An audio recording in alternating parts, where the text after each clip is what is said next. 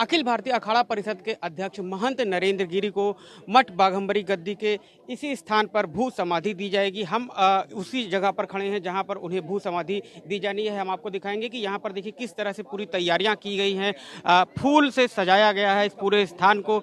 और यहां पर आपको दिखाएंगे कि ये देखिए वो जगह है जहां पर वो गड्ढा खोदा जा रहा है, जहां पर उन्हें भू समाधि दी जाएगी। और इसी के ठीक ऊपर आपको दिखाएंगे कि वो नींबू का पेड़ है लगा हुआ, जिस पेड़ का उन्होंने जिक्र किया था अपने सुसाइड नोट में कि उसी नींबू के पेड़ के पास उन्हें भू समाधि दी जाए। तो यहाँ पर तैयारियां पूरी तेजी से की जा रही हैं। इसको आकर्षक ढंग से सजाया गया है। वाराणसी से लाकर यहाँ पर फूलों को मंगाया गया था, उन्हीं फूलों से इस पूरे समाधि स्थल को सजाया जा रहा है। और यहाँ पर सुरक्षा के कड़े इंतजाम किए गए हैं। इधर लोगों के आने जाने पर पाबंदी लगा दी गई है, ज़्यादा लोगों की भीड़ न जमा हो, इस वजह से यहाँ पर सुरक्षा के कड़े इंतजाम किए गए हैं। और महंत नरेंद्र गिरी की जैसी इच्छा थी कि मठ बाघंबरी गद्दी में जहाँ पर उनके गुरु का स्थान है उसी के पास जो नींबू का पेड़ है उसी के नीचे उन्हें भू समाधि दी जाए, तो वहीं पर उन्हें भू समाधि देने की तैयारियां की जा रही हैं। संन्यास परंपरा, जब कोई भी व्यक्ति देवलोक गमन हो जाता है, ब्रह्मलीन हो जाता है, हम शैव संप्रदाय से भगवान शिव के शरण में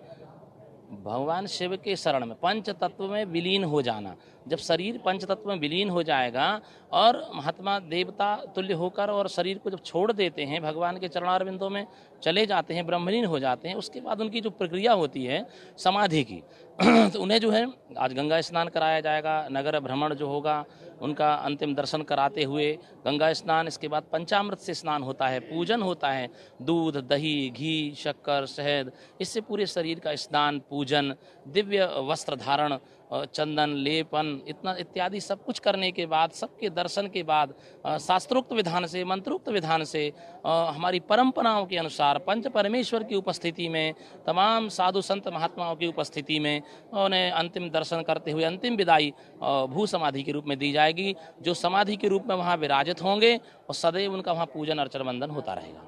मैं राष्ट्रीय महामंत्री श्री पंचअग्नि अखाड़ा सोमेश्वरानंद ब्रह्मचारी।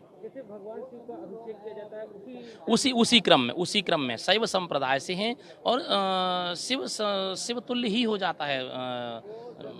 ब्रह्मलीन शरीर शिव तुल्य हो जाता है, शिव में समाहित हो जाता है, भू में समाहित हो जाता है, पंचतत्व में विलीन हो जाता है। तो वैसे ही जो है। मनीष पालीवाल, ईटीवी भारत, प्रयागराज।